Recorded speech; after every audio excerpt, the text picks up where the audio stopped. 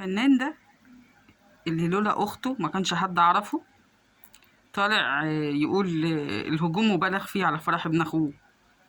الهجوم مبالغ فيه يا جماعة، والقبولات دي ده بوس يعني، بوس يعني مش حاجة يعني، دي قبولات مشروع يعني، على وزن كده ايه، خيانة مشروع.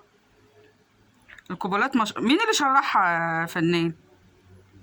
مشروع فين؟ مين شرحها؟ انا نسيت ان اختك مفتي ديار الممثلين الشيخة إلهام شاهين. صحيح فهي اللي شرعت بقى ان القبلات والبوس والاحضان والحاجات دي كلها عادي، مسموح بيها ومشروع، وان مفيش حاجة وحشة. الفرح كان كله خمرة من اوله لاخره، وعريان وبوس واحضان وستات اللي باين منها اكتر من اللي متداري. يقولك مفيش حاجة وحشة. امال ايه الوحش بالنسبة لكم يا فنان؟ عرفونا برضو ايه الوحش بالنسبة لكم، لما يبقى الخمور والسكر واللحم اللي طالع وكل النسوان والرجالة بيبوسوا في بعض ويحضنوا في بعض وكل الموبقات في الفرح، وده مفيش حاجة وحشة من وجهة نظرك. امال ايه امال هو ايه الوحش بالنسبة لك لما ده حلو ومش وحش؟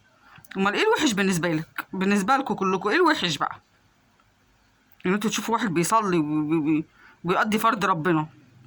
طبعا انت لو اتسألت ايه رأي سيادتك في وجهة نظر الشيخة الكبيرة المفتيين، طبعا هتطبل لها وتشخلل لها وتقول لها عندها حق. ازاي يصلوا في بيتكم؟ تصلوا في بيتكم، محبوش نشوف الناس نشوف الناس بتصلي. ده بالنسبة لكم وحش وشاذ وحاجة غريبة، لكن الخمور والبوس والأحضان والمشاهد اللي ما تعرفوش فيها دين ولا حياء ولا خشة، دي بالنسبة لكم حاجات عادية.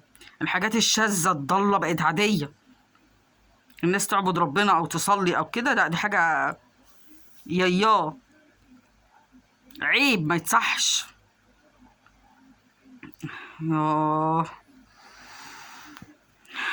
والله غالب على أمره ولكن أكثر الناس لا يعلمون.